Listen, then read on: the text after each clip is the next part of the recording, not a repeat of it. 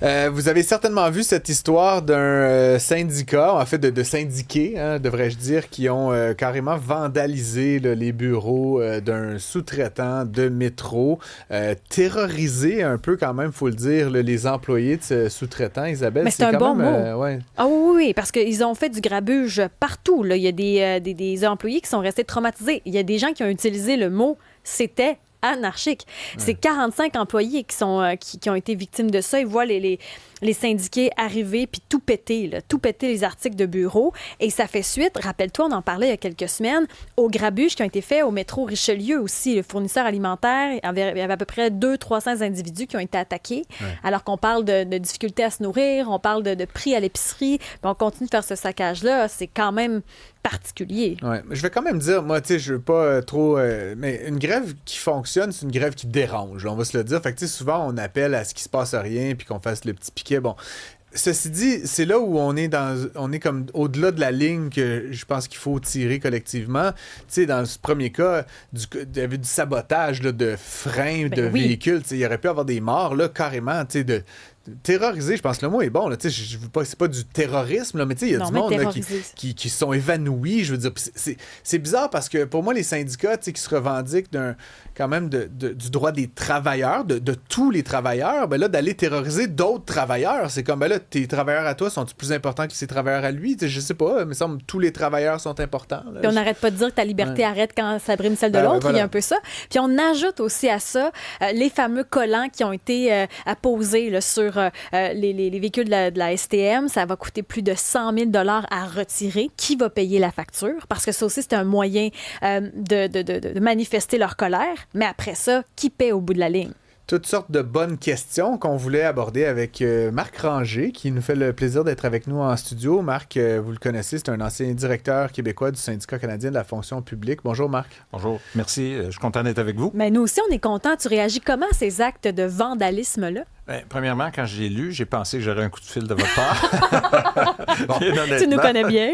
Je pense pas qu'il y a des tonnes d'anciens dirigeants syndicaux qui aiment répondre à ces questions-là, mais j'ai eu quand même la même réaction que vous. Je trouvais que ça aide pas du tout le conflit. Puis en plus, je me mets à la place des gens qui occupaient ce bureau-là, parce que je voyais que c'était une centaine de personnes qui sont arrivées.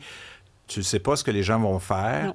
Fait que c'est sûr que c'est un aspect qui est vraiment plus que dérangeant, puis je trouve que ça n'aide pas du tout la cause. Il faut... Puis j'aimais bien un peu l'introduction de dire, à un moment donné, un conflit doit déranger, mais il y a des façons de déranger. Puis moi, là où je peux comprendre, moi, pas du tout le geste, je peux comprendre la frustration de gens qui sont en grève depuis des mois, puis qu'à un moment donné, on parle pas d'eux, puis ça avance pas.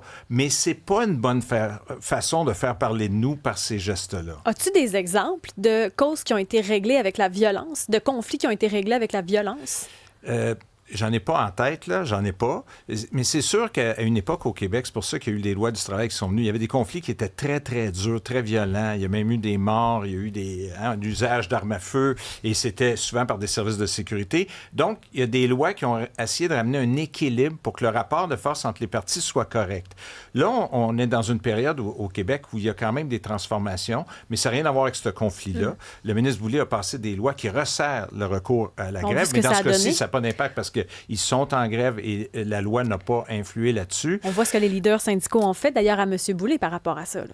Oui, mais ça, je rappelle, la fameuse guillotine, là, c'était un groupuscule, je ne sais pas de minimiser, mais c'est des gens, un groupe qui essaie de recruter parmi les syndicats des membres, puis c'est une aile qui est plus radicale. Les syndicats, ce qu'ils auraient dû faire, c'est de dire... On vous garde à l'arrière avec notre service de sécurité. On ne veut pas avoir affaire à vous. Ils ne l'ont pas fait. Puis on en a parlé. Mais pour moi, c'est le deuxième aspect de ce qui me rend un petit peu colérique autour de cette affaire-là. C'est que, bon, il y a des gens, puis on peut dire c'est un groupuscule ou je ne sais trop quoi, mais tu sais, la CSN, c'est une grosse organisation, des centaines de milliers de membres. Mais tu sais, autant dans le cas de la guillotine, autant ici, on va terroriser des collègues, des travailleurs de notre entreprise. Et la CSN, qu'on a essayé depuis ce matin, et tous les médias, je pense, d'obtenir une condamnation. Je veux dire, il n'y a pas il n'y a qu'une chose à faire, là, c'est de condamner. Ouais. Je veux dire, il refuse de répondre, il refuse d'offrir une réaction. Toi qui as été leader, directeur d'un syndicat, qu'est-ce qui se passe dans la tête de ces gens-là qui voient des actions clairement je veux dire, inacceptables et qui semblent par leur silence les soutenir finalement? Là? Bien, j'aime bien votre question parce que moi, j'ai toujours dit au cours de ma carrière, les premières années, c'est vrai que j'étais pas mal plus vert. Là.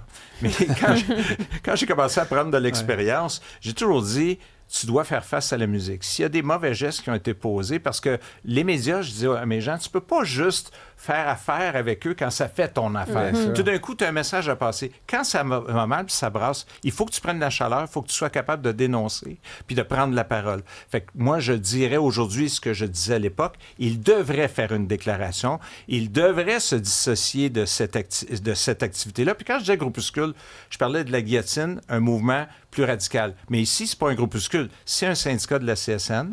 Et la CSN, à mon avis, doit faire une déclaration dans cette situation-là parce que, j'aimais bien ça aussi, les gens qui travaillent pour ce groupe-là, c'est des travailleurs aussi. Ben oui. Ils sont peut-être pas syndiqués, mais c'est des travailleurs qui ont subi un traumatisme. Fait qu'il faut être capable de l'adresser. Il faut être capable mais aussi de s'excuser puis de dire, des gestes comme ceux-là, peut-être qu'il y a eu une certaine perte de contrôle, mais quand vous débarquez, ça, c'est une autre chose, là. Quand tu débarques avec un bon groupe à un endroit, tu dois avoir quelqu'un qui assure qu'il n'y a pas de débordement. Donc, pas de vandalisme, pas de gestes. Vous savez, des collants dans des vitres, ça, pour moi, des fois, je trouve qu'on a le vandalisme un peu rapide. Quand ça coûte 100 000 parce que oui, mais à ce moment-là, souvent, si on parle de l'STM avec des collants, il y a des services essentiels. Si, par exemple, parlons des chauffeurs d'autobus, ils ont fait, je pense, une journée de grève en 40 ans ou 2 jours, ça a été là. Fait qu'il y a des moyens d'expression. Plus on limite le recours à la grève, plus il y a des services essentiels, plus les gens ont des frustrations. Poser des collants, c'en est un exemple. Mais pour moi, ça, c'est réparable. Puis souvent, les syndicats vont payer une partie de la facture dans les ententes qui vont finir. Là. Puis c'est comme ça qu'on le voit maintenant. Le traumatisme de certains employés d'IO Solutions, lui, il n'est pas réparable. En fait, il est plus coûteux là, que des autocollants. Ah non, tout à fait. C'est là-dessus que, vous le dites, il faut une organisation. Il y a 100 personnes qui se déplacent. Là. Fait que forcément, il y a des petits chefs, puis des moyens chefs, puis il y a comme sûrement un moyen gros chef. C'est comme c'est une organisation. Il faut se dire à quelle heure, qu'est-ce qu'on fait, qui fait quoi. Caroline Senneville est peut-être loin du terrain, là, mais je veux dire, à un moment donné, dans n'importe quelle hiérarchie, là, il y a un responsable d'une action comme celle-là. Oui, puis... comment c'est possible que personne à un moment donné dise « Hey guys, on va pas aller casser des claviers puis virer des tables à l'envers puis intimider. » Vous comprenez ce que je veux dire? Il n'y a pas comme une espèce de tu sais, je sais pas, il n'y a pas quelque chose qui dit « Ouais, wow! » là-dedans. Oui, ça prend une personne en charge. Toujours. Et il y en avait une. C'est sûr qu'il y a des personnes en charge. Puis je vais faire un parallèle. Je l'ai vécu. On avait comme syndicat occupé les locaux à l'époque, ça s'appelait la Régie régionale de la santé à Laval. On s'était assuré, puis moi à ce moment-là, je n'étais pas un dirigeant syndical, mais c'était moi qui étais responsable de l'activité. On était allé sur place, aucun autocollant, aucun vandalisme, aucun... On est allé expliquer d'abord, demander à rencontrer la direction et expliquer pourquoi on occuperait pendant quelques heures les locaux. Et il y a eu une occupation pacifique. La police n'avait même pas été appelée et ça s'est fait correctement. Fait, oui, il y a une ligne hiérarchique dans ces cas-là et il doit y avoir quelqu'un qui dit il ne peut pas y avoir ce genre de débordement-là parce que ça ne sert pas du tout la cause. On a vu une déclaration de métro qui ne change pas sa position en table de négociation. Fait que ça aide pas. Avec ce que vous dites, les frais de cotisation qui sont quand même assez chers. Il y a une lourdeur bureaucratique aussi. On pense, souvent on nous a dit, les syndicats, ça aide pour les travailleurs, leurs conditions de travail. Mais quand on regarde le taux où on disait les travailleurs syndiqués ont de meilleurs salaires, ça a beaucoup diminué depuis les années 80. Avant, on était dans le 44 %, on est à 36 %. Là, on parle de ça aujourd'hui. Est-ce que le syndicat, dans sa forme actuelle, est encore nécessaire en 2026 ou on ne devrait pas revoir? Oui, mais là, il y a beaucoup de choses. Un, que ça coûte cher. La moyenne des cotisations syndicales, c'est 1,5 %. 34 % est déductible d'impôts. Les gens votent ça en Assemblée générale. Puis quand on regarde, j'ai toujours fait le parallèle, je pense que je l'avais fait ici, on assure notre maison, notre voiture, d'ailleurs, ça coûte de plus en plus cher. Son emploi professionnel où on passe 35, 40, plus que 40 ans, les gens acceptent ce fait-là. Maintenant, le bureaucratique, moi, je pense que la dernière loi du ministre Boulay a rajouté des couches de bureaucratie au niveau de l'imputabilité. Fait que moi, je mettrais des bémols là-dessus. Et je pense qu'on voit les résultats sont quand même là. Mais depuis 3 ans, oui, il y a eu beaucoup plus de conflits au Québec qu'il y en a eu ailleurs. Il y a un phénomène particulier au Québec. L'inflation était plus forte d'ailleurs qu'au Canada. Fait qu'il y a eu... Mais c'est une situation qui se replace actuellement dans le contexte. Mais la pertinence des syndicats, c'est jamais moi qui va la remettre en question parce que je considère, et même beaucoup de grandes entreprises disaient, moi, je préfère avoir, bien évidemment, un syndicat qui fait pas de dérapage, mais un syndicat qui organise les relations de travail plutôt que de faire affaire avec 2 3 000, 5 000 travailleurs individuellement. Il y a une pertinence, mais les syndicats ont fait des états généraux actuellement, que les conclusions ne sont pas connues, pour se replacer parce que je pense qu'il y a eu une déconnexion par contre avec la base des gens qui payent les cotisations et ça, les syndicats doivent retourner sur le terrain. Puis surtout que c'est pas tout le monde qui le fait, mais pour certains, pour de gros joueurs, des fois, on a l'impression que c'est plus la politique qui intéresse que vraiment défendre les travailleurs. Il y a des cas, là, mais je dirais pas que c'est les règles générales. Mais c'est pour ça que je disais, il faut que les directions... Moi, j'avais une règle. Je passais 80 de mon temps, même comme directeur québécois du SCFP, 140 000 membres, 80 de mon temps était sur le terrain avec nos syndicats pour qu'ils voient, pour que j'entende, pour qu'on soit capable de s'ajuster. Et puis moi, je crois beaucoup à ça. Puis je pense que les syndicats, plusieurs ont réalisé qu'il y avait eu cette déconnexion-là, puis qu'ils doivent réentendre la parole de leurs membres. C'est ce qu'ils ont fait dans l'exercice qui font des États généraux, mais ça prend des vrais changements aussi. Combien de membres la CSN au Québec? D'ailleurs, j'ai pas le dernier chiffre. Il me semble que c'est 330 quelques mille. Mais la question est rhétorique, c'est 330, mais est-ce que... Puis, une question pour vous, puis c'est une vraie question. Oui. Est-ce qu'il n'y a pas, à un moment donné, est-ce que c'est pas trop gros? T'sais? Est-ce qu'on devrait pas... 330 000 travailleurs travailleuses. Est-ce qu'on peut être proche de... Est-ce qu'on peut comprendre... je reviens, c'est pas Mme Senneville ou Mme Picard que je veux clouer au pilori, mais à un moment donné, est-ce que c'est pas devenu justement des organismes quasi-politiques de par le fait de leur taille? Est-ce qu'on peut être proche du monde quand on en représente 330 000? Puis est-ce qu'on n'est pas sujet à des dérapages de même constamment? Je veux dire, tu peux pas contrôler 100 personnes quand tu es la responsabilité de 330 000. Oui. C'est toutes des bonnes questions. Et puis, au Québec, on a un phénomène qui est différent par rapport aux autres provinces. Il y a plus d'organisations syndicales en termes de nombre, là, et il y a beaucoup plus de concurrence syndicale, ce qu'on appelle le maraudage, qui est un phénomène qui est presque pas connu dans les autres provinces. Mais je dirais pas que c'est trop gros, parce que je répète l'exemple, ça dépend de la philosophie, de la mentalité. Tu peux être à la tête de 140 000 membres, puis être sur le terrain, puis tu peux être la présidente de la CSN, puis être sur le terrain, Magali Picard, puis être sur le terrain. C'est pas être trop gros, ça. Puis je dirais que la mission des syndicats, ça a toujours aussi été de challenger un peu dans l'équilibre du rapport de force des sociétés. Les organisations patronales ont leurs associations qu'on entend beaucoup avec la guerre tarifaire, puis c'est correct. Bien, les travailleurs ont leurs syndicats. Mais est-ce qu'à voir les différents dérapages, on en parle presque à chaque semaine présentement, est-ce que c'est pas là, ils sont pas capables de faire passer leur message? Visiblement, il y a quelque chose qui fonctionne pas dans leur négociation pour en venir à tout saboter.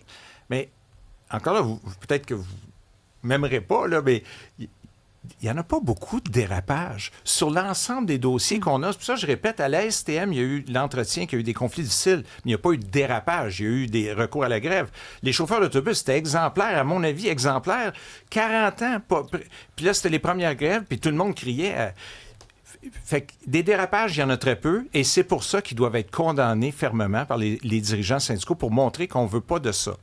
Moi, mon inquiétude, à moyen et à long terme, si les lois se resserrent sur l'exercice du droit de grève, au point où, comme on le voit chez les ambulanciers, les paramédics, là, ils n'ont presque pas le droit de grève. À un moment donné, la pression, il faut qu'elle saute. Quand tu n'es pas capable de faire reconnaître tes droits... Paramédics, très mauvaises conditions.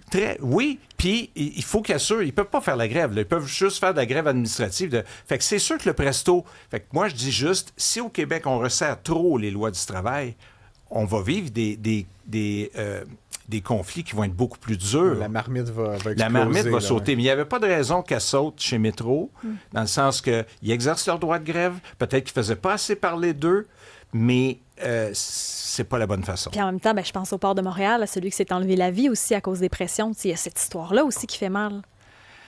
Il y a des situations, mais celle-là, c'est une situation, je sais qu'elle est judiciarisée, là, fait qu'on verra où ça mène. Mais ce que je veux dire, c'est pas la norme. Il y a eu beaucoup de conflits au Québec et c'est très peu les dérapages. Puis moi, je répète, des autocollants, pour moi, c'est pas un dérapage. Vous nous avez parlé hors d'onde d'un sondage de perception. Oui. Parlez-nous de ça. Bien, c'est aujourd'hui qui vient d'être rendu public. C'est le Congrès du travail du Canada. Donc, c'est un regroupement de tous les syndicats pan-canadiens qui sont affiliés, qui a fait le sondage. Mais c'est une firme, donc, de sondage qui l'a fait. Et j'ai pas eu le temps encore, avant de rentrer, de tout regarder les détails. Mais on voit que c'est très partagé l'opinion, mais que les gens, de façon générale, donc dans les règles de l'art, 2000 répondants canadiens, 20 de syndiqués dans l'échantillon. C'est intéressant parce qu'au Canada, la moyenne de syndiqués, c'est 20 fait qu'ils ont respecté ça. Et on voit que la population dit que le recours à la grève est important parce que pour ne pas restreindre le droit des travailleurs. Mais dans ce sondage-là, ce qui était vraiment intéressant, c'est de voir les plus crédibles pour parler de leurs droits ou des situations, c'est le travailleur lui-même dans le sondage, le premier. Ensuite, c'est les syndicats. Ensuite, on défile vers les grandes corporations, donc les associations ou les grands employeurs n'ont pas cette crédibilité-là. Puis là, on réaffirme l'importance donc d'être syndiqué. Mais comme je dis, je ne veux pas trop le commenter parce que je n'ai pas eu assez de temps de le lire. Et quand vous dites, pour moi, les autocollants, c'est pas du vandalisme, Oui. Quand on pense à la STM qui devra débourser 100 000, qui doit payer la facture? Bien, dans ce cas-là, en ce que je pense, j'ai lu de plus en plus, on voit que les syndicats assument une partie de la facture, ce qui est correct. Ce qui est correct. Les syndicats veulent être vus, donc posent des autocollants, mais je dis, c'est un vandalisme. Je dirais que c'est pas le pire des gestes. Ça se nettoie, il n'y a pas de dommages. Puis dans la mesure où les syndicats payent une partie de la facture... Ouais. Puis l'autre partie? Ben oui, c'est l'employeur et... Mais vous savez... Dans des négociations qui sont difficiles, ça revient à ça. Les chauffeurs d'autobus, droit de grève limité, des services essentiels à maintenir. On pose des autocollants parce que ça passe un message en même temps au public. Je peux pas être scandalisé de ça. Marc Ranger, merci beaucoup d'être passé en studio. On a couvert large, mais je pense qu'on a quand même compris plusieurs choses. Donc, merci de faire face à la musique, honnêtement. Merci on de prendre la apprécierait parole aussi. parfois que vos collègues en poste fassent de même. Ben, je suis pas sur les médias sociaux, comme ça, je lis pas les répliques. je suis un homme heureux. Merci de Je rappelle que l'invitation. vous êtes l'ancien directeur québécois du syndicat canadien de la fonction publique. Bonne journée. Merci.